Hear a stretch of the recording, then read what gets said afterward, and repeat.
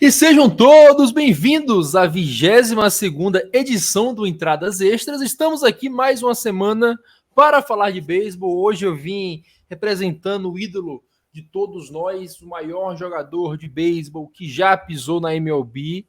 E claro, a gente tem que falar de muito beisebol hoje ao redor desse mundo. E para falar disso, eu tenho meu companheiro de sempre, o Chewbacca, Felipe Martins. Era para ser o Chewbacca, gente. Valeu, Natan. E aí, Luquiba. Salve quem tá ouvindo a gente. Bom dia, boa tarde, boa noite. Estamos de volta a falar mais de beisebol. Bastante coisa acontecendo, né? Agora oficialmente já foi metade do ano da Major League Baseball. Só temos mais meia temporada. Mas é agora que as coisas começam a realmente ficar interessantes. É agora que realmente importa, né? Porque até então a gente vê esses times que fazem uma graça, daí desaparecem, enfim. Vamos falar bastante coisa. Ligas do Caribe também, novidade aí no mundo internacional do beisebol. Vamos que vamos. É isso aí, pela segunda semana consecutiva, Luquiba tá aqui com a gente para destilar todo o ódio do mundo ao New York Yankees. Imagina, eu estava destinado a fazer o 22º, aí fui enganado no último, você falou que era o 22º e não era, então eu falei, não, no próximo eu tenho que participar porque era para ser no 22. Então, vamos aí. Esse número é meio amaldiçoado, não fala assim não, que eu fico com medo. Mas, cara, antes da gente pular para a segunda parte, né? Redes sociais na tela para você que tá vendo e para você que tá escutando, @entradas_extras no Twitter. Eu não tinha falado certo. Tem o Gate Zone no Facebook e tem o Gate Zone no Instagram. Também tem o site www.tailgatezone.com.br e a gente se vê viajar na parte alta da entrada. Take me out to the ball game. Take me out with the crowd. Isso, e para começar religiosamente, nós falamos Pan-Americano 2023, Santiago do Chile. Nós estaremos lá, eu, Filipeta, Fernandão e quem mais quiser vir com a gente nessa delícia de aventura que será o Pan-Americano de Santiago, medalha inédita do Brasil. Você viu aqui primeiro, pode apostar. E como sempre, para ir para o Chile, nós precisamos da sua ajuda de qualquer forma que seja, claro, de preferência financeira, mas se não puder, compartilhe para que nosso projeto chegue a mais pessoas e a gente consiga realizar esse sonho, não é, meu querido Chewbacca? Pois é, Natan, agora passamos, né, da marca de 100 dias, faltando aí para o começo do PAN, né? Óbvio, o beisebol começa um pouquinho antes, 2 dias antes. A gente falou na semana passada e retrasada, né, dos rivais que o Brasil vai ter aí nesse caminho para uma medalha inédita. Bastante coisa ainda, né? Bastante tempo para preparo, tem pelo menos 4 treinos do Brasil ainda. A gente está mais ou menos 40 dias do... Não, 50... enfim, eu sou muito ruim de matemática, mas no dia 23 de agosto sai a lista final dos convocados, né? Isso falando do beisebol. Imaginamos que o basquete também, né? Deve sair por essa época. Saiu agora a convocação de Copa do Mundo. Mas, enfim, a gente ainda está nessas expectativas de definição de elenco. Já sabemos alguns nomes que não irão para o Pan-Americano, né, de beisebol, que a gente já esperava também. Os atletas de Major League Baseball não têm liberação, né? Não adianta esperar, porque, querendo ou não, o PAN acontece em meados de outubro, né? Então, principalmente os times que estão competindo pelo título, obviamente não liberariam nenhum atleta, né? A gente tinha expectativa de 3 nomes relevantes que possivelmente estarão na disputa dos playoffs, né? O Bo Bichette do Toronto Blue Jays, o Yan Gomes, receptor do Chicago Cubs, e o Dylan Lee, que é reliever, né? O relevo aí do Atlanta Braves. O Dylan Lee certamente vai estar nos playoffs, né? Acho que é o único óbvio aí. Bo Bichette e Yan Gomes correm por fora, mas o fato é que muito provavelmente esses atletas não teriam liberação em tempo da Major League Baseball. Então, esse tempo final aí até dia 23 ainda é para a última análise, né, do elenco, principalmente para os atletas que estão atuando em ligas independentes, ligas de desenvolvimento. Até dia 23 a gente vai ter essa definição. Em resumo, a gente continua na nossa campanha, né, de arrecadar os valores. Nós temos aí um bom caminho andado, já faltando, né, nessa marca de 100 dias, temos aí mais de 2/3 praticamente da nossa meta já arrecadado, mas temos ainda 1/3 que precisa ser cumprido, e a gente conta com o pessoal que ouve a gente, que acompanha o projeto, né, do Tailgate Zone. Se você acompanha já de mais tempo, se você acabou de chegar, saiba que esse é um sonho, um baita passo que o Tailgate tem dado, né, uma das principais e maiores coberturas que o projeto vai fazer desde o início. Contamos com você, contamos que você possa acompanhar o que a gente tem feito, a gente tem descrito todo o projeto, né, o que a gente está tentando arrecadar, por que a gente está tentando arrecadar, quais são as ideias, né, qual é o propósito da gente ir. E óbvio, se você não tem condições de ajudar financeiramente agora ou até então, né, até outubro, você pode compartilhar, porque vai que tem um amigo seu que gosta muito da gente ou gosta muito de beisebol, de basquete, vai sentir aquele afago no coraçãozinho para contribuir com a nossa campanha. No mais, a gente convida o pessoal para ficar acompanhando, né? A gente vai começar aí uma série de publicações, principalmente sobre os times, né, do Brasil que vão competir. Então fiquem de olho, porque ainda aqui no Tailgate Zone ainda tem bastante coisa que a gente vai publicar, divulgar e fazer até o começo do PAN. É isso, né, Luquiba? Só reforçando mais uma vez, para aí tem todo um custo. A gente vai ficar com 2 pessoas lá por quase 15 dias para acompanhar o beisebol inteiro, ainda é uma parte do basquete. Então, tudo isso tem um custo, tudo isso precisa da ajuda de quem nos apoia, né, de quem nos escuta, porque só reforçando mais uma vez, o Tailgate é um projeto completamente independente, a gente não tem nenhum tipo de patrocínio, então nossa forma de conseguir isso, além de nosso próprio bolso, Carlos, é com a ajuda da galera. Exatamente, nem patrocínio, nem patrocínio, né? É total independente mesmo, é o tempo útil que a gente tem aí livre, que a gente consegue se dedicar a isso. E é o que o Felipe falou, cara, é um sonho do outro Felipe, né, que começou com ele, com o Doimo, e aí começou a se espalhar, e aí hoje tem essa configuração que a gente tem aqui hoje, e a gente conseguir mandar 2 pessoas nossas para fazer a cobertura em loco vai ser algo fantástico, e qualquer tipo de colaboração é bem-vindo. É o que o Felipe já disse, reforço, se você não tem condições de doar, né, financeiramente, pelo menos espalha, compartilha aí com seus amigos, com conhecidos, com parentes, com seja quem que for, e fala, dá uma forcinha para esses caras aí que vai ser um pouco diferente a cobertura deles e esperamos trazer essa animação que a gente sempre tem para falar dos esportes americanos. É isso, agora vamos falar de beisebol. Felipe, chegou a notícia pra gente que vai acontecer, né, a Champions League da América de beisebol. O que por si só é meio estranho, o nome, né? Champions League da América, mas ainda assim, me parece, né, pelo que você falou, o que vai ser uma série do Caribe menor ou com menos glamour, porque a gente não vai ter os principais campeões ali do Caribe, como você falou, também não vamos ter MLB, como era a intenção deles, né? Então vai ser mais ou menos, como eu falei, uma série do Caribe B.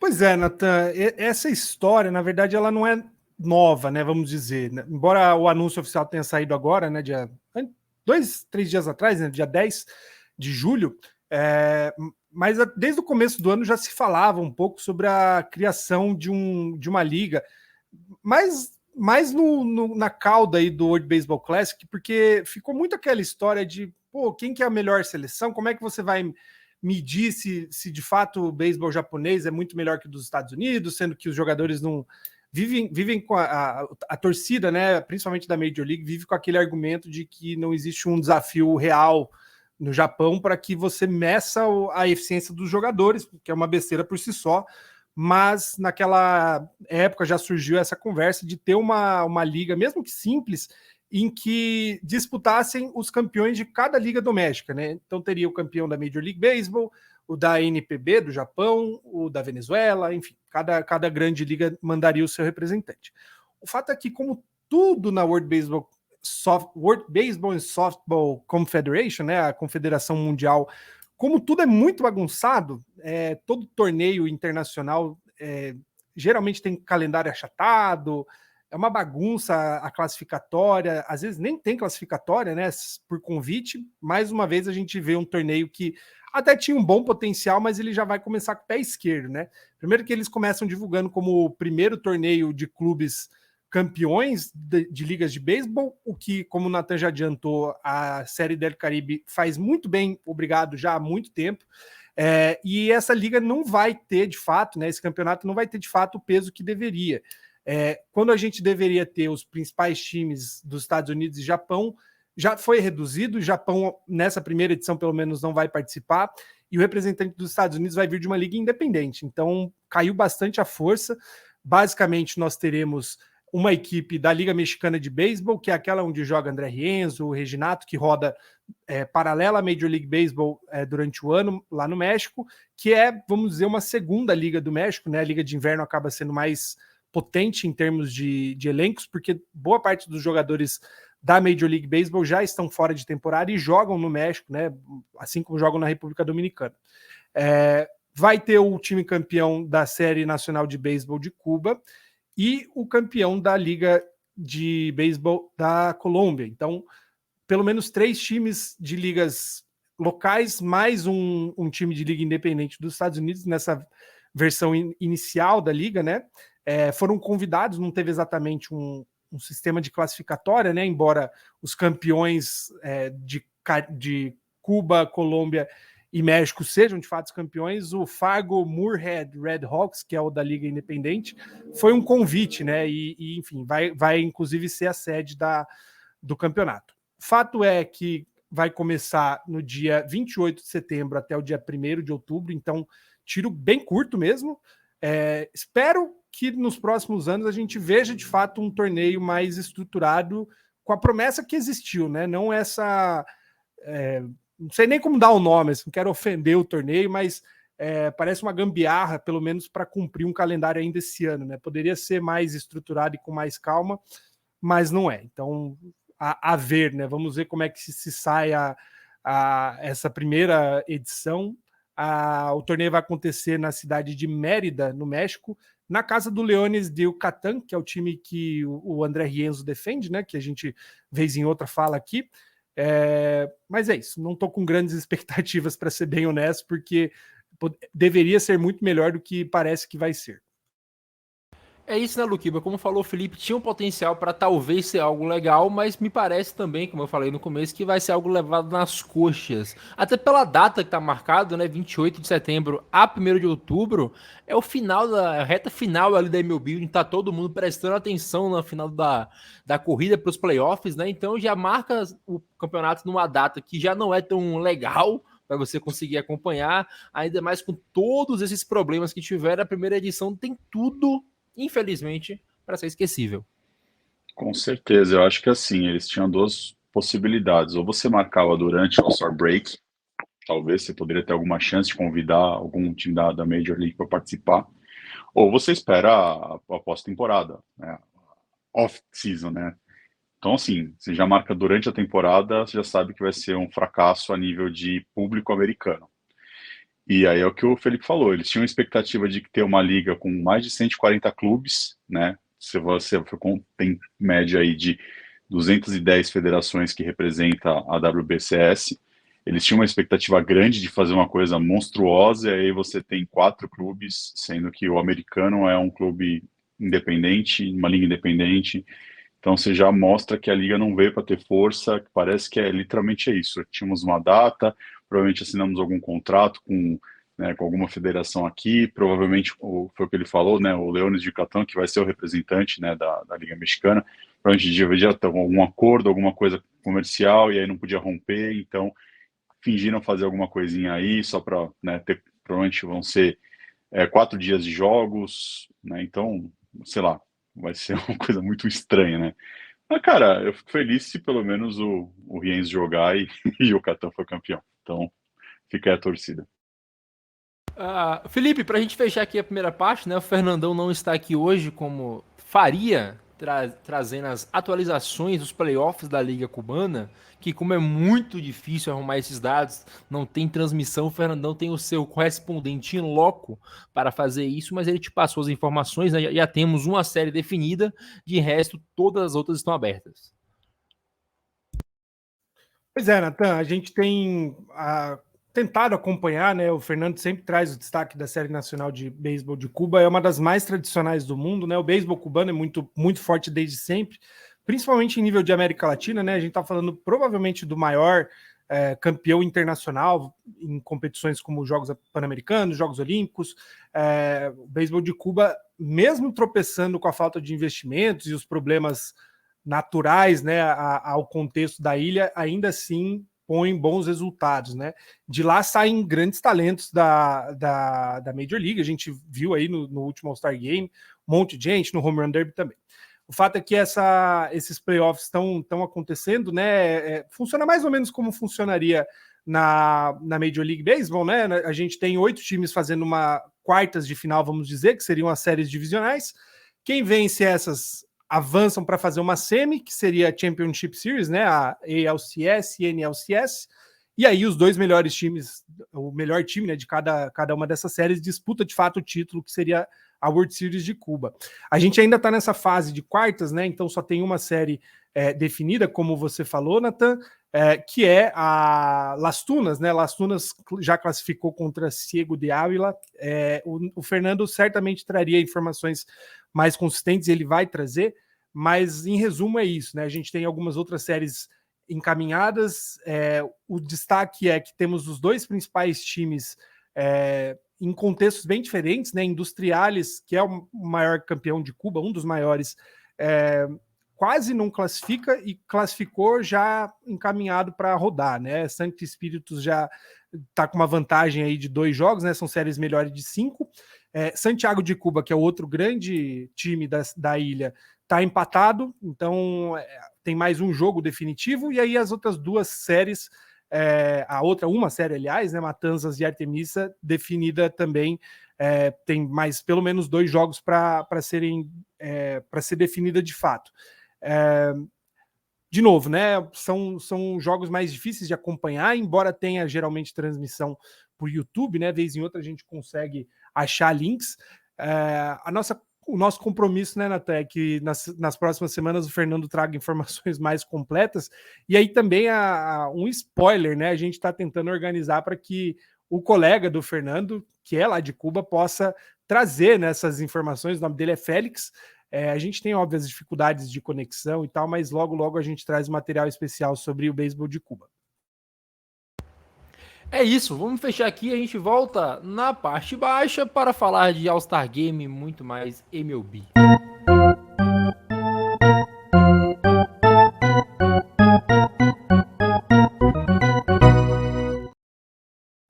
Luquiba, nem eu nem tu, viu? Ninguém acertou o palpite pro All-Star Game. Você perdeu na primeira no Home Run Derby. Eu perdi na primeira também no Home Run Derby. Não vou falar nem de MVP, porque ninguém chegaria perto. Se a gente chutasse mais 3 vezes, ninguém chutaria quem realmente ganhou o MVP. Mas vamos falar de Home Run Derby primeiro aqui, um pouquinho mais rápido. O Vlad foi campeão numa final que talvez tenha sido das mais emocionantes em muito tempo, né? Esse Home Run Derby foi sensacional. A gente teve o Julio batendo 41 home runs em um round, depois o Arozarena todo o round fazendo uma bela disputa. Para mim, inclusive, merecia esse título, mas no final ficou com o Vlad, que por pouco não perdeu para o Arozarena, que a gente tem que falar, viu? Como cresce o Arozarena em momentos decisivos, até em jogo festivo ele cresce, é impressionante. Pois é, cara, eu fiquei triste pelo nosso querido Edleyzinho, né? Ele teve, eu acho que dos perdedores da primeira rodada, talvez aquela sensação de poderia ter passado, né? Porque justamente ele perdeu a rodada sendo o terceiro maior rebatedor de home run da rodada. Então ficou com aquele gostinho de quero mais para ele, né? Eu gosto sempre do underdog, então você vai ver que os meus palpites sempre vai ser no underdog. E eu posso dizer que eu cheguei perto, né, do MVP, porque eu fui o que chutei no underdog. Então, underdog foi no underdog, tamo junto aí. Aí, Felipe, como é bom ver a Liga Nacional vencendo, né? E mais uma vez a vitória sendo creditada ao San Francisco Giants de futebol e regatas. Eu vou parafrasear nosso colega Érico Lotufo, né? Que no meu tempo de vida, o baile para a Liga Americana tá muito grande, né? Não só no All-Star Game eu nem considero mais, né? Finalmente teve acho que estava desde 2016, 12, que não ganhava 12. A Liga Nacional. É bom, né? Assim, jogo festivo é aquela coisa, né? A gente vê mais pela diversão. Houve um tempo em que valia alguma coisa útil, né? Esse All-Star Game. E era bem mais legal, né? Porque daí, de fato, parecia que tinha algo por o que se competir, né? Mas, enfim, foi um jogo bom, um jogo legal. A gente, óbvio, fez destaques aí durante o dia, né? Do jogo. Muito legal ver o tanto de nomes internacionais, praticamente metade aí dos elencos são de outros países, né? não só dos tradicionais República Dominicana, Porto Rico, mas assim, 2 atletas do Japão, tinha bastante mexicano, um monte de cubano, o que é muito bom para o andamento do esporte, né? E é isso, a gente... o ponto, acho que poderia abrir para alguma discussão, mas é um capricho, né? Mas em anos anteriores a gente tinha um home run derby que, ao meu ver, era mais proveitoso para quem assistia, né? A gente faz um tempo que saiu daquele contexto de número fechado de tentativas de rebatida, passou para ser algo por tempo. Essa por tempo acaba acelerando muito o ritmo, óbvio, né? Para quem está lá no estádio, as coisas são mais rápidas, né? Acabam terminando antes, mas a gente vê como isso afeta a performance de alguns jogadores, correndo até risco de lesão, né? O Luiz Roberto machucou, ou teve um indício de lesão, né? Por conta da velocidade que você tenta rebater. E eu acho que, assim, numa situação, condições normais, né? De temperatura e pressão, a Arozarena, com mais calma, teria mordido esse título aí também. Fez diferença o poder, né? A força que o Vlad Guerreiro Júnior tem, porque foram mais ou menos as bolas longas aí que garantiram os minutos adicionais, que fizeram falta para a Arozarena, né? Talvez 2 home runs para mais longe, tinha garantido aqueles 30 segundinhos a mais, dava para guardar pelo menos mais um aí para empatar, né? Mas pela festa foi muito legal. Já tem uma previsão de possíveis sedes, né, para o próximo Jogo das Estrelas. Estão falando aí em talvez Wrigley Field do Cubs, talvez o Baltimore Orioles lá com o Camden Yards. São boas sedes, né? A Major League Baseball tentando rotacionar melhor os estádios e fazer, inclusive, eventos laterais, né? De tanto draft, né? Faz uns 2 anos que o draft está rolando junto com o intervalo de Jogo das Estrelas, fora outros eventos de beisebol internacional que a Liga também tem encampado. É isso, né? Agora a gente fala um pouco mais da Liga. Peraí, Natanzinho, eu só tenho uma objeção a dizer. Tem que voltar com os uniformes antigos, cara. É horrível esses uniformes padronizados de Liga Americana e Liga Nacional. Tem que voltar todo mundo a jogar com o seu próprio uniforme, seu time. Eu acho que isso só faz muita falta. Só queria dizer isso. Eu concordo em partes, porque esse ano eu achei muito bonito o uniforme. Então, este ano fica assim. É que antes os uniformes especiais, eles eram do Home Run Derby, né? Os atletas disputavam o Home Run Derby com a camisa da Liga, né? Ou nacional ou americana, e o jogo de fato das estrelas era com o uniforme do time, que realmente é muito mais bonito, né, de se ver em campo, aquele bando de jogador, cada um representando o seu próprio elenco. Tá, agora vamos falar da Liga, né? Chegamos ao meio da temporada. Quando você estiver escutando esse podcast, provavelmente terá saído já um texto que eu fiz em parceria com o Henrique, falando dos destaques positivos e negativos da temporada. Mas chegando aqui agora, vamos comentar um pouco do beisebol até julho, que provavelmente agora nós temos coisas bem claras, né, de como seguirá, quem vai brigar por vaga até o final da temporada, quem não vai brigar mais, quem deve vender, quem deve comprar. Então eu vou começar com uma coisa bem simples, para mim, a maior decepção da temporada até agora, que é o St. Louis Cardinals, né? Era uma equipe que ano passado botou 2 jogadores entre os 3 melhores da liga, Luquiba, e este ano segue tendo bom line-up, né? Segue sendo uma equipe que está no topo de várias estatísticas ofensivas, no top 10 de average, de chegada em base, mas ainda assim, uma expectativa sobre o Cardinals bateu certo, que era que o corpo de arremessadores não era o suficiente, e realmente não é. Apesar de ser a franquia que menos cede home runs na liga hoje, é um dos piores montinhos que tem, e não tem quem carregue nada assim. Com certeza. Eu só não concordo se é a maior decepção. Para mim não é. Para mim a maior decepção é o Padres. Isso é só uma opinião particular. Eu não coloquei tanta expectativa assim no Cardinals. Eu entendo que deveria estar dominando a divisão central e hoje é o pior time da divisão. Eu concordo nesse sentido. Mas eu não comprava esse barulho de que o Cardinals tinha um elenco fantástico, como se falavam. Uns falou que é o melhor da história do Cardinals antes de começar a temporada, né? Então, assim, eu não comprava esse barulho do Cardinals. Eu imagino que a decepção é pelo fato de não estar liderando a divisão, mas para mim a maior decepção da Major League é o Padres. Ô, Luquiba, a gente fala mais de Padres, inclusive tá aqui na minha lista para falar, mas o grande ponto é, o Padres ainda tem chance de playoff. O Cardinals tá, para mim, virtualmente eliminado, não vai chegar, a não ser que compre bastante agora. E o Padres, apesar de ter o pior ataque da história da franquia nos primeiros meses, nos últimos tem engrenado. Tem que começar a ganhar. O Snell, né, né, Felipe? Tem melhorado bastante. Então a gente fala um pouco mais de Padres para frente, mas o Cardinals, como falou o Luquiba, tinha gente dando muito hype na franquia, e eu ainda acho que talvez seja justificável no ataque, porque você tem um time com Nolan Gorman, Arenado, Goldschmidt, trouxeram o Contreras, todo mundo consegue rebater nesse time, né, Felipe? Mas, apesar de não ter começado rebatendo, agora já voltou a rebater, mas não tem como ganhar sem montinho. E aí fica, né, aquela dúvida. Ou eles compram agora e vão arriscar, talvez, alguns prospectos para tentar chegar nos playoffs, como fizeram em 2021, naquela run de 17 vitórias, ou abandonam a temporada de vez. O Cardinals já teve o presidente, né, o GM, dizendo que provavelmente vão ser vendedores, né, nessa deadline. É difícil estabelecer quem vai ser vendido, né, porque eles já falaram até em Arenado, já se especulou, né, o Arenado sendo trocado. Eu acho que o Cardinals já começa a abraçar um possível rebuild aí. A gente viu até nas últimas 2 temporadas que numa reta final o time esquenta e no passado acabou até pegando playoffs, né? Mas tá difícil, são 11 jogos de distância para a última vaga do Wild Card, que hoje é do San Francisco Giants. Só que você tem aí times muito mais estruturados já na frente, né? O Philadelphia Phillies e Milwaukee Brewers, que estão pau a pau. Aí tem um gap grande para o Padres, né? Então acho que para esse ano o St. Louis Cardinals não vai para lugar nenhum. E eu vou discordar dos dois. Eu acho que ainda a maior decepção também vindo dessa região aí do mundo.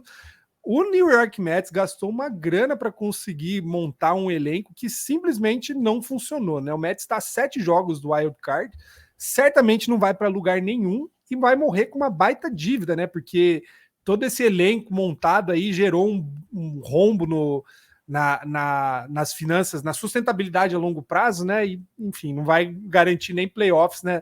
Para a gente criar uma certa expectativa nos próximos anos.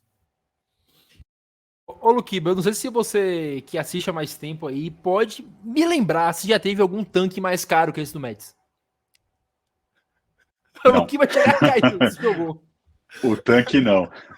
Até me derrubou, mas não, o tanque não, cara. Eu acho que o que o Mets fez, eu nunca tinha visto nenhuma outra franquia fazer. O Yankees sempre foi o time que comprava talento, mas funcionava, né? E aí você via outros times que comprava talento também e poderia não ser campeão, mas pelo menos conquistava alguma coisa, conseguia um playoffs, conseguia alguma coisa do tipo. Agora o que o Mets fez foi horrível.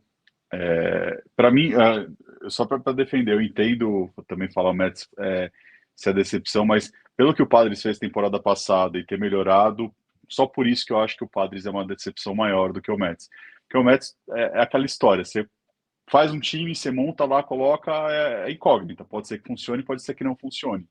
A base do Padres é a mesma, né? Então, assim, você adicionou talvez uma outra peça mais talentosa, mas é praticamente a mesma base que ficou perto ali de uma World Series. Então, é por isso que eu só falei.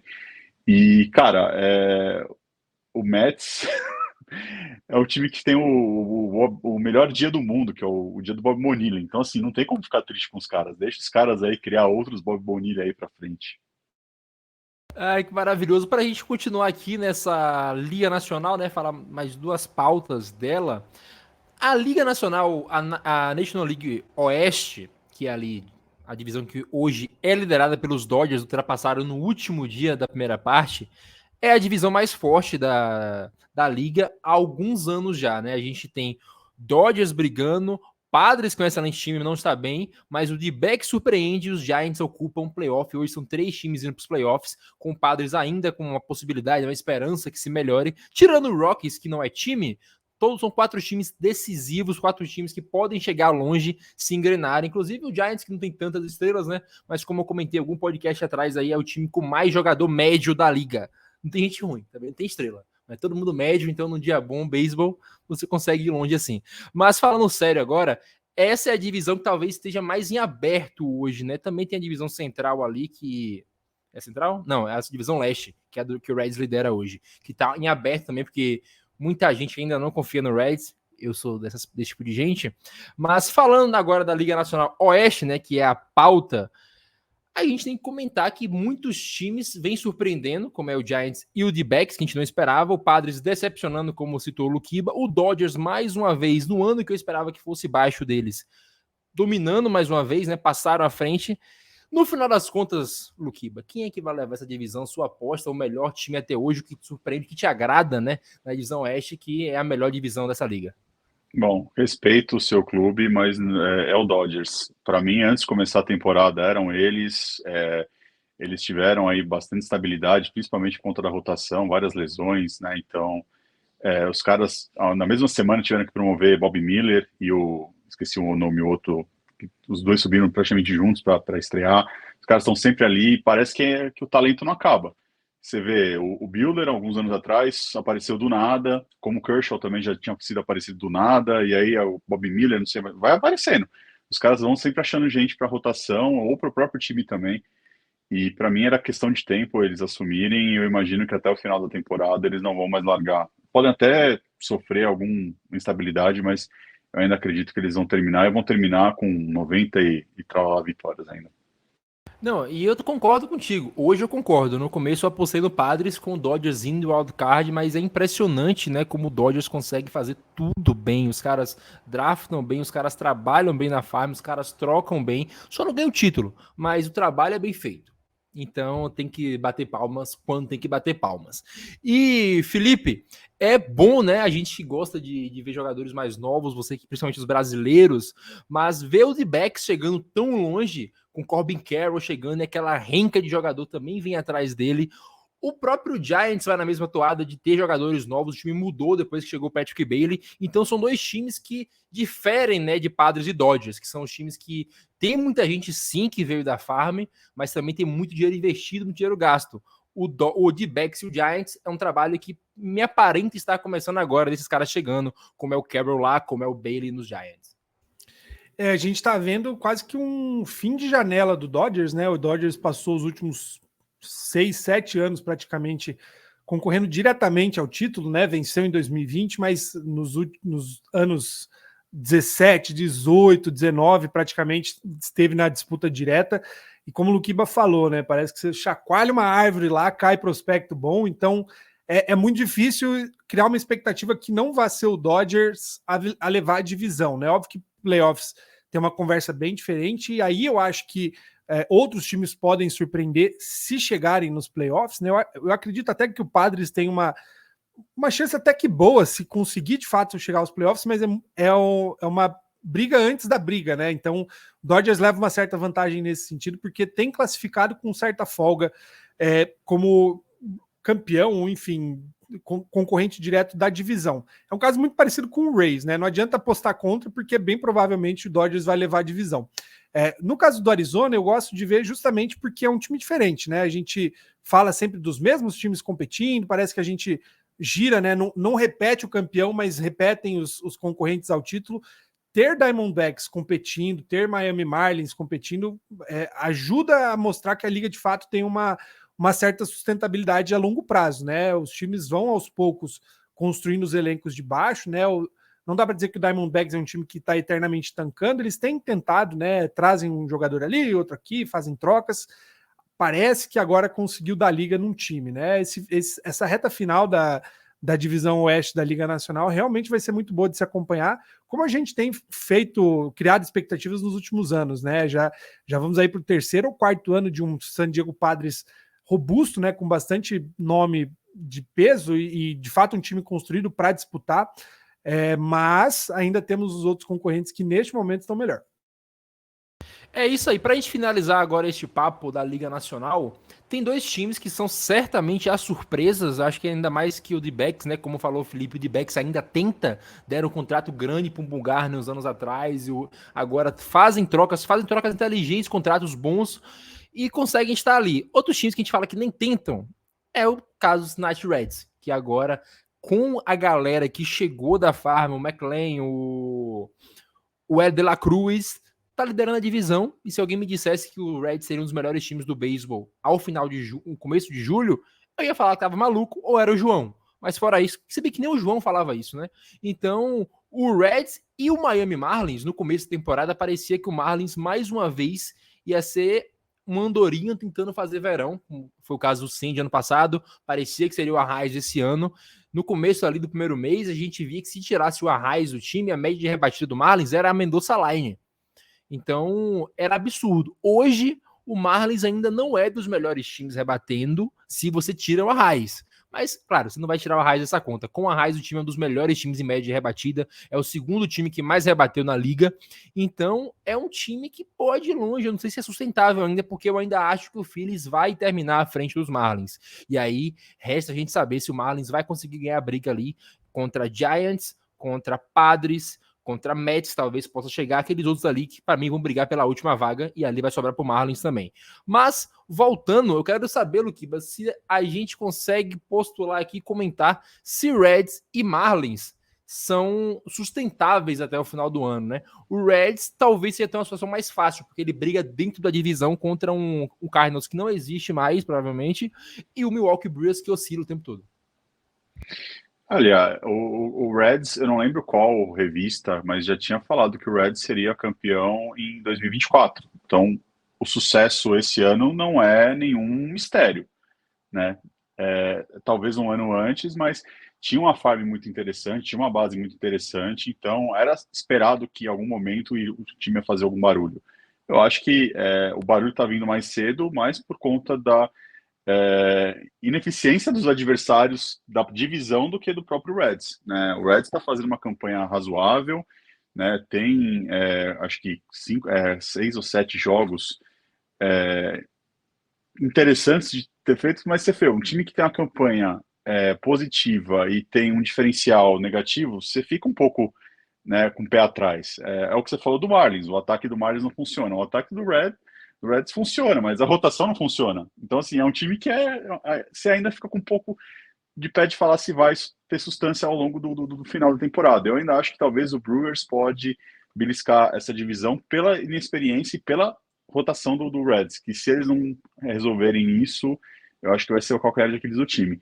Já o Marlins eu acho um pouco mais fácil de sustentar até o final da temporada, porque é o oposto, tem uma defesa forte, tem uma rotação boa, né? É fácil você resolver ataque. Você coloca um bastão ali e pega um Schwarber da vida que entra no time, resolve e aí, né, dá aquele fogo no resto do time. Eu acho que o Marlins eu vejo mais chance de playoffs do que o Reds. Mesmo a situação do Reds você achando sendo mais fácil, mas eu acho que o Marlins talvez tenha mais possibilidade de playoffs. E agora, Felipe, o que a gente vai conseguir definir com mais clareza é depois da trade deadline, porque são dois times que não gastam muito, principalmente o Reds, né?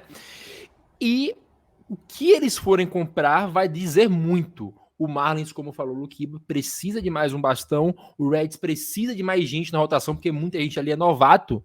Só que o Reds tem um problema para arremessador, que é muito claro. É um dos estádios mais amigáveis para rebatedores da liga. Qualquer flyout ali no campo central é home run. Por isso que o Hunter Green sofre tanto, né? Então também tem essa dificuldade de atrair arremessador para lá. E se você faz um movimento que talvez seja um pouco previsível no meio, que é trazer um cara que não tá mal, mas também não tá bem, um cara que tá mais ou menos e com a mudança de áreas pode resolver, como seria um caso de um Giolito da vida, é complicado você apostar isso justamente no estádio que qualquer home run, qualquer flyout ali vai ser um home run, né? Então é complicado, os dois times para chegar longe da temporada, para tentar mais algo, precisam comprar, isso é um fato. Agora resta saber se os Castellini vão comprar lá em Cincinnati ou se o pessoal do Mets vai investir também, conseguir comprar do Marlins, conseguir comprar mais um ou dois jogadores. Essa questão do estádio, né, Nathan, traduz muito as estatísticas do Reds, né? Um dos 3, 4 melhores times aí em estatísticas ofensivas, tipo rebatida, corridas anotadas, corridas impulsionadas, e dos 3, 4 piores em rebatidas e corridas cedidas, né? Então, de fato, é um problemão para quando você quer construir um elenco que vai disputar, de fato, jogos decisivos, porque como a gente já falou, né? Chegar nos playoffs é uma dificuldade, e aí entra um campeonato que ele é muito psicológico, né? Você precisa ter veteranos que possam estabilizar aí os elencos. No caso do Reds, só o Joey Votto praticamente, que, embora viva um ótimo momento, né? Tá sentando home run a rodo, é um jogador, né? Tentando liderar quase que um elenco inteiro que subiu aí nos últimos 2, 3 anos, né? Tem jogadores aí de 20 e poucos anos atuando no Reds, é bem, bem jovem o elenco. Um dos mais jovens, né? Acho que tem 2 ou 3 que são mais novinhos ainda. Eu acho que o Marlins, nesse contexto, acaba tendo uma certa vantagem, porque é um estádio um pouco mais controlado, né? Os arremessadores costumam se dar melhor no no estádio do Marlins em comparação com o do Reds, né? Isso nos playoffs talvez faça diferença. Eu diria que assim, se um dos dois for apostar de fato numa compra, né, para competir esse ano, o que talvez não seja tão prudente assim, porque tem times que estão mais preparados até para competir diretamente pelo título, mas eu acho que o Marlins teria mais chances do que o Reds. Eu tô com o Luquiba, eu acho que foi um pouco adiantado aí essa corrida, né, pelo título. A gente está muito empolgado, principalmente por conta do Elly De La Cruz, né? Quando ele entra, o time, não só ele é um jogador de impacto individualmente falando, mas o time em si passou a jogar melhor, né? Ele traz é quase aquela comparação com um bom atacante na área, né? Você tem tanta gente tentando se defender do Elly De La Cruz que o resto do time começa a ter um pouco mais de espaço para jogar, né? Uma analogia mais ou menos. Então eu acho que a disputa do Reds passa sim por trazer alguém mais experiente para dar uma aprumada nesse elenco, e o Marlins também trazer peças de profundidade, né? O elenco do Marlins me parece um pouco raso, né? Eles desceram faz pouco tempo o Pérez, né? Que acho que é o arremessador da base deles, que subiu, foi bem, depois desceu logo em seguida, provavelmente já volta, né? Mas precisa sim dar uma complementada para tentar pelo menos bater de frente aí nas primeiras rodadas dos playoffs, principalmente por serem da Liga Nacional, né? Quando você tem no seu caminho um time como Atlanta Braves, um time como o Los Angeles Dodgers, precisa de muito mais conteúdo para conseguir vencer uma série, porque são dois times. O Braves muito provavelmente vai ser o grande nome aí da Liga Nacional, né? E o Dodgers correndo por fora. Os times têm que estar muito melhor preparados para conseguir enfrentar essas duas equipes. É isso, e a gente tem que lembrar também do Philadelphia Phillies, que fez uma streak de 13 vitórias seguidas, o time voltou, o Bryce Harper já recuperou o ritmo, a gente tem o Nola que ainda precisa voltar, mas é um time excelente, é um time que chegou ao World Series ano passado. O Phillies tem total condições de chegar, e por isso que eu acho que o Marlins não vai, porque o Phillies vai pegar essa vaga. Mas, vocês querem falar de Phillies, a gente pode pular para a Liga Americana já? Vamos para a Liga Americana, né? E agora, cara, falando da principal surpresa da Liga Americana, para mim, é o Texas Rangers. A gente pode discutir se tem outra, se não tem, mas é impressionante a diferença que um técnico bom faz, né, Luquiba? O Bruce Bolt chega, pega um time que a base é muito parecida com o que era no último ano, já era um time que tinha gastado absurdo de dinheiro, e o time começa a render, começa a ver um ataque muito explosivo, que não é característica do Bruce Bolt. Ganhou 3 títulos jogando no small ball, né? Jogando ali com muita defesa de infield, defendendo, impulsionando com corridas, com rebatidas simples. Mas com o Texas Rangers, tudo diferente. O time rebate, o time é muito explosivo. E mesmo sem o DeGrom, é um dos melhores times da Liga Americana hoje. Cara, eu vou te falar uma coisa. Eu sempre tive a sensação de que técnico em beisebol não fazia diferença, que era só um cara ali para, né, cuidar de vestiário, coisa do tipo. Até que eu vi Bob Valentine no Red Sox, que pegou um time ajeitado e estragou o time. Ali eu falei, não, realmente, técnico faz a diferença, seja para o bem ou seja para o mal. O Texas, ano passado já investiu pesado, né? Trouxe o Semin, trouxe o Seager, começou a montar um time forte, e esse ano trouxe o DeGrom, e aí muita gente falou, pô, mas só o DeGrom não vai fazer a diferença. Eu sempre fui um defensor, tipo, faz a diferença porque, assim, o cara tá lá, o cara tá ensinando o pessoal que tá lá, o cara tá passando experiência, então você não precisa ter 5 estrelas na rotação. Você tendo um cara desse de vestiário, você consegue fazer todos ao seu redor ser melhor. Pega o Evaldi, que é um cara que sempre teve potencial, teve lesões, altos e baixos, mas mostrou que era um cara competente, até recentemente também no Sox, para ter uma temporada fantástica, entre outros fatores. Só que sim, o crédito para mim do Rangers é o Bolt, não tem o que falar. É um time mudou da água do vinho só de você colocar a peça central ali no banco, e isso é o peso que um treinador tem, e hoje com certeza a minha opinião é essa que faz total diferença. Concordo quando você fala que eu acho que não tem surpresa, porque o Orioles ano passado já surpreendeu, né? O Angels é sempre aquela história, não adianta você ter o melhor jogador do mundo e né, não ter o resto do time. O Mariners é um time ter dois dos melhores jogadores ainda sim. chegar lá. Exatamente. O Mariners é um time que a gente sempre fala, pô, tem muito potencial, tem muito talento, tem muito prospect, isso, aquilo, mas sempre parece que falta alguma coisa ali para o time dar aquele passo para poder virar um contender. Então acho que não tem surpresas positivas. Eu acho que tem muita surpresa negativa para falar da Liga Americana. É isso, né? Ô, Felipe, mais uma vez ratificando o que eu falei do técnico, é Bruce Bolt, ele não é Hall da Fama porque ele não teve o tempo de elegibilidade para virar. Certamente o Bruce Bolt, quando tiver um tempo de elegibilidade, ele vai ser um técnico Hall da Fama indiscutivelmente. E isso faz diferença, né? Engraçado que não fez a diferença pro mal quando fez no Chicago White Sox, que aconteceu do La Russa acabar com o vestiário do time e não conseguir tirar todo o potencial que aquele White Sox tinha, por mais que tenha feito uma baita campanha em 2021 na temporada regular. O Bolt, pessoas que torciam pro Giants ali tinham até medo que ele fizesse algo, porque ele é um cara mais cascudo, é um cara mais ranzinza às vezes, o elenco do Texas Rangers vem fazendo diferença, principalmente com a galera nova que tá chegando, né? O catcher, esqueci o nome dele agora, é muito bom, terceira base também. Jonas Heim. Isso, os caras que estão chegando agora são muito bons, são caras novos, né? Então o Rangers, apesar do investimento, vale destacar também que a galera que tá vindo da farm tá fazendo total diferença. É a antítese do Mets, né? É o time que investiu caro. Ano passado, acho que o Rangers foi o time que mais gastou, né? Gastou praticamente, sei lá quanto. Meio bilhão.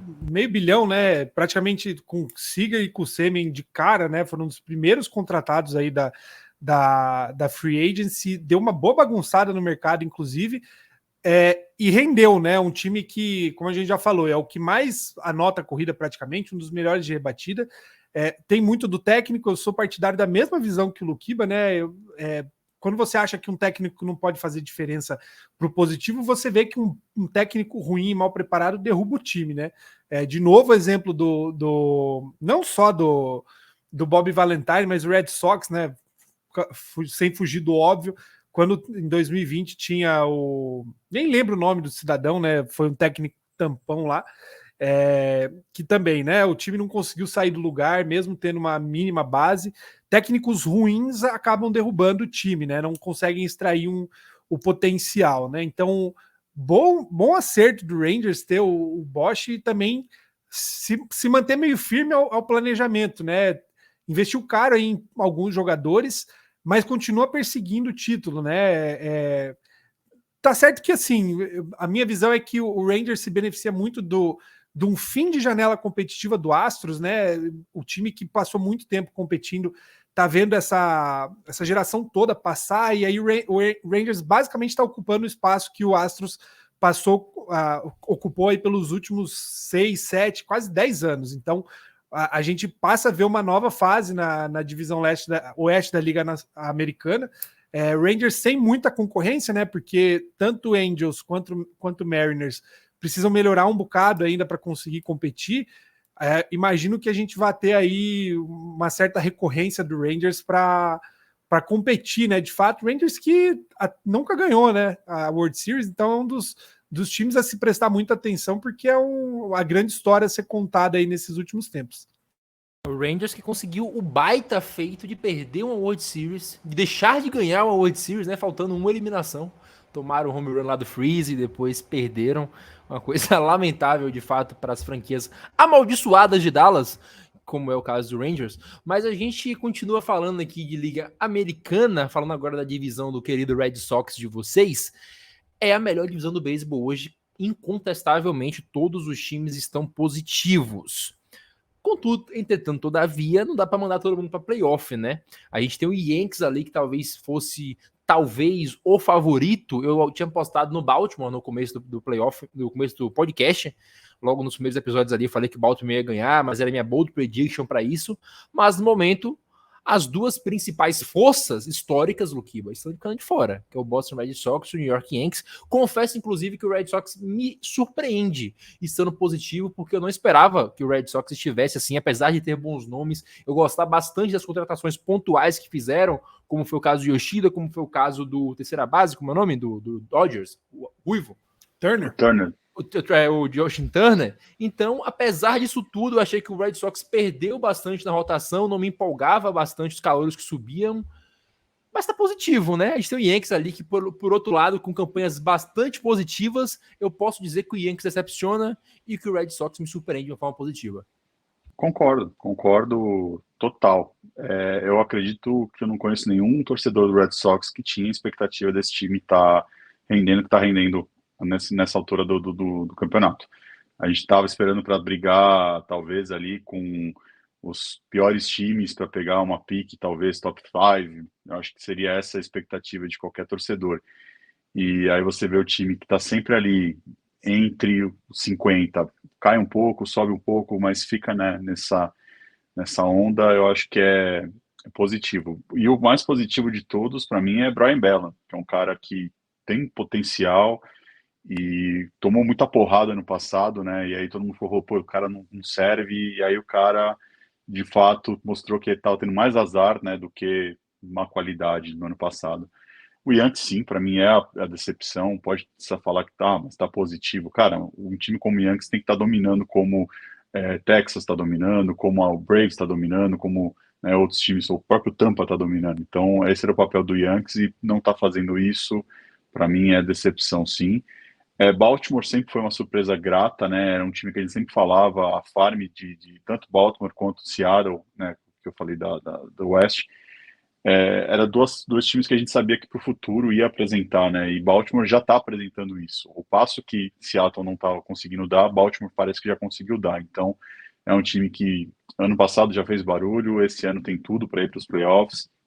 E quem sabe, né, beliscar alguma coisa aqui, se não for esse ano, nos próximos anos. Tampa é aquela história, né, que até o Felipe disse, não tem como falar contra, é o time que provavelmente vai ganhar a divisão. E a dúvida fica, vai conseguir quebrar a zica de ser campeão? Porque parece que sempre são os detalhes, né? A fala do Cash, porque tirou o Snell naquele jogo, talvez uma entrada a mais, uma entrada ali, sempre vai ter aquela decisão que todo mundo vai questionar por que Tampa não consegue chegar lá. Eu acho que é uma franquia mais competente, acho que da Major League. Eu não consigo ver, você falou do Dodgers, que consegue fazer tudo bem. Para mim, Tampa é essa franquia porque faz tudo tão bem quanto Dodgers e não tem a grana que Los Angeles tem. Então, para mim, eu coloco Tampa, talvez a franquia melhor administrada aí em todos os sentidos. E eu espero, honestamente, eu sei que esse ano chance zero para Boston, então eu espero honestamente que temos um campeão inédito, né? Então, seja Tampa ou seja Texas, eu vou estar bem feliz aí. Ô, Felipe, eu vou ratificar aqui um crime que eu fiz no começo. Eu apostei contra os Rays, assim como você, e você já provou várias vezes que não se aposta contra os Rays. Mas eu vou ratificar aqui mais uma vez que o Baltimore vai ganhar a divisão, vai passar o Rays e vai ganhar essa divisão, tá? O Rays ainda vai para os playoffs, mas o Baltimore vai ganhar a divisão.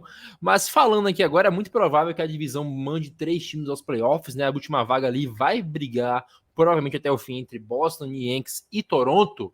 Mas ainda assim é uma divisão que, querendo ou não, puxa a competitividade para cima, né? Os times melhoram, tendo que melhorar trazendo de fora ou arrumando da farm. Os times são obrigados a melhorarem porque não tem jogo fácil dentro da divisão. A gente consegue ver, inclusive, o Toronto Blue Jays, que tem um baita recorde fora da divisão, mas dentro não consegue emplacar as vitórias, não consegue chegar. E o Yankees, né, como falou, apesar de não ser o último da divisão, tá todo mundo positivo ali, mas não sei se você lembra, quando o Bira veio aqui no começo, ele apostou que o Yankees seria campeão da MLB essa temporada. Não tá indo, falta algo nesse time do Yankees, né? Provavelmente eles sempre vão comprar na primeira temporada. O Rodon voltou a jogar agora, não fez uma grande partida, mas também não foi mal para quem ficou muito tempo parado. Foi uma partida aceitável, foi uma partida que o torcedor tem que ficar até que feliz, né, que ele não voltou mal, mas ainda assim uma divisão que vai estar aberta até o final, principalmente entre os dois primeiros times ali que vão brigar, que é Baltimore e Tampa. Eu acho que no caso do Yankees, o Judge faz muita falta, né? É a peça central desse time, referência.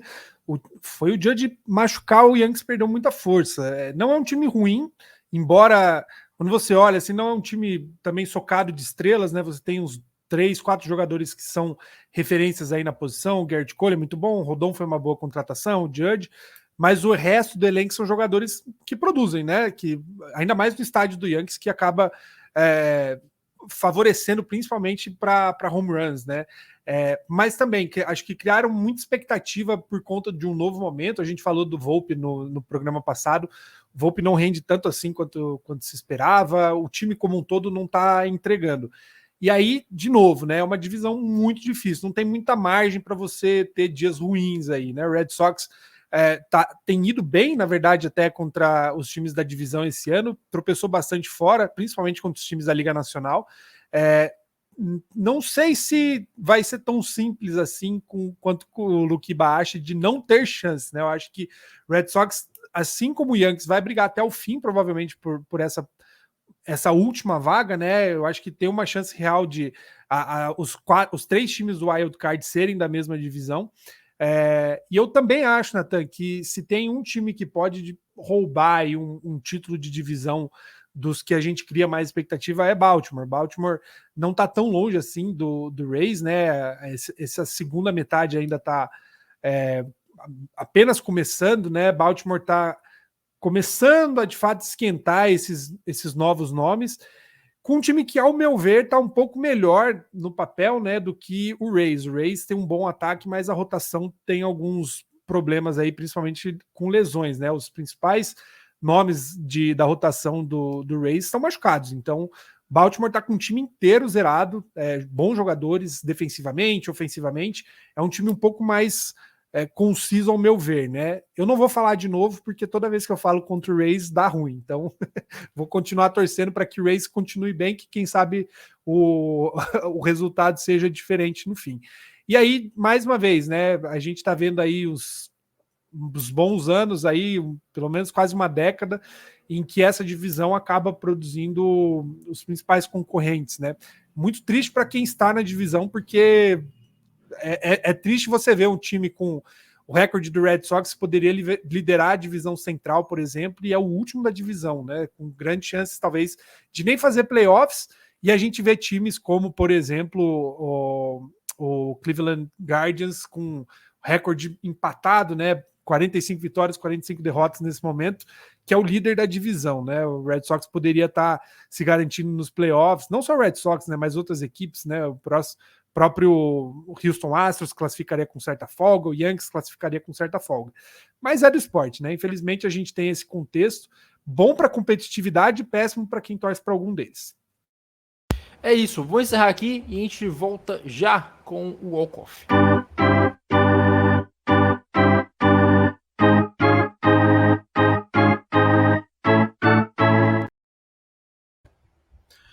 Luquiba, agora a aposta de meio temporada e derradeira, né? A gente já pôde mudar várias vezes, agora é a que vale, é a que tá valendo mesmo. Para você, Cy Young da Liga Nacional e Liga Americana. Liga Nacional, eu não estou acompanhando muito. Eu acredito que vai ficar. Não, eu fico sem palpite. Eu não vou cometer o crime aqui, não. A Liga Americana, eu acredito que vai ser o Cole. Eu acho que ele vai ter o final de temporada fantástico. Eu acho que vai ficar nesses dois. Eu não acho que o Ohtani vai levar, não, como Cy Young. Agora, Rookie of the Year, Luquiba. Puta, o Rookie of the Year, cara, eu espero que seja o Brian Bello. Eu gosto dele. Pronto, então MVP eu não vou lhe perguntar, né? Porque se você falar algo fora o Ohtani, eu vou ficar maluco, mas vou deixar você com a oportunidade. MVP, eu já falei no passado, o fato do Judge ter batido o recorde da Liga Americana de não credenciava ele ser um MVP, para mim MVP era o Ohtani, roubaram ele, e eu concordo, se não for o Ohtani é crime, o cara faz o que ele, todo ano ele tem que ser MVP, não tem o que falar. É isso, Felipe, eu vou dar minhas apostas e passo já para você. Para mim, Cy Young é Garrett Cole de um lado e do outro vai vir um Zach Gallen, tá? MVP vai ser Ronald Acunha e Ohtani. E o Rookie of the Year vai ser Yoshida e Patrick Bailey, mentira. E Corbin Carroll. É isso, minhas apostas são essas. Mande as suas Cy Young, MVP e Rookie of the Year. Eu vou diferente aqui, Nathan. Eu acho que existe um bom case para Framber Valdez, embora Cole tenha o pedigree aí, né? O Valdez tem chamado muito mais atenção justamente por não ser aquele cara lights out que o Cole é, né? Mas ainda assim tem entregue maravilhas nessa, principalmente num time do Astros que estava sedento por ter um arremessador como o Valdez está sendo esse ano. MVP era para o Ohtani estar caminhando para o terceiro, né? Infelizmente a vida não é justa, mas aí até a gente falou, né, Nathan? Tem tanta gente aí que nunca ganhou um prêmio, né?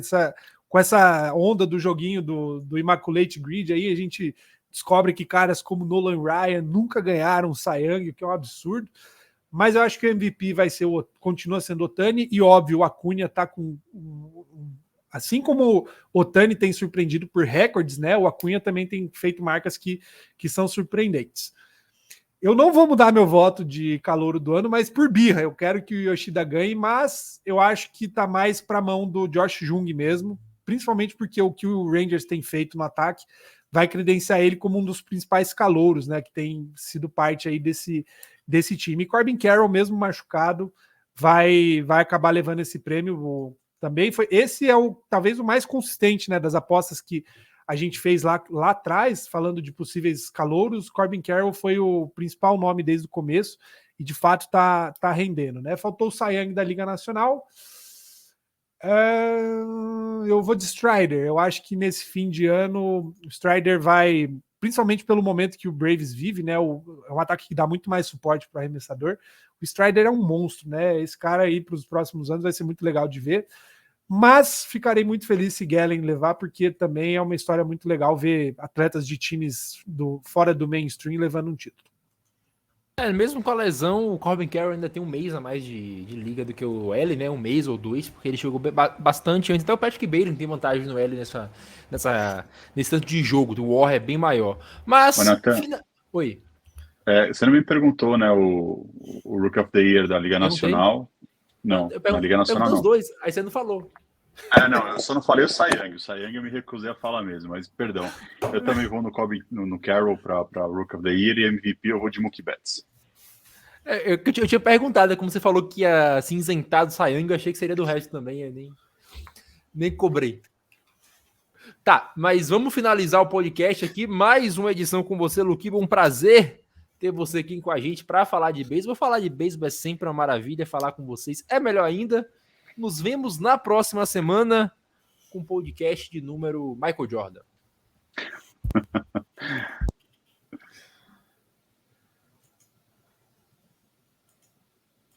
Pensei que você ia encerrar, Dudu. Você já soltou a bola, já... Eu tinha passado para você se despedir, pô. Não, tá tudo... Eu não sou um ditador. Cara, é um prazer, eu gosto. Fazia tempo que eu não falava bastante regularmente de beisebol, né? Ultimamente eu tenho acompanhado mais outros esportes, até pela competência aí de vocês, eu até passo bastão para vocês aí. E, cara, sempre que vocês precisarem, eu estou disponível aí. Eu gosto bastante de beisebol, apesar de não ter assistido esse ano muito como eu assistia frequentemente nos últimos anos. Mas é sempre um prazer, e principalmente aí na companhia de duas pessoas fantásticas aí que eu tive o prazer de me aproximar ainda mais esse ano aí. Felipe, sempre um prazer falar com você, um prazer, como diz Vitor Silva, inenarrável. Uma maravilha fazer essa dupla Han Solo e Chewbacca com você aqui. Valeu, Natan, valeu, Nukiba, vocês que ouvem a gente, obrigado pela força, pela audiência, sempre bom a gente estar produzindo conteúdo, né, um esporte que a gente tanto gosta, e ter esse feedback, né, conforme a gente joga os episódios, a gente vê que o pessoal comentar, trazer essas discussões todas, sempre um prazer. Semana que vem estamos de volta, até lá. É isso, meus lindos, um beijo, um grande abraço, nos apoiem, compartilhem o podcast, nos amem, até mais.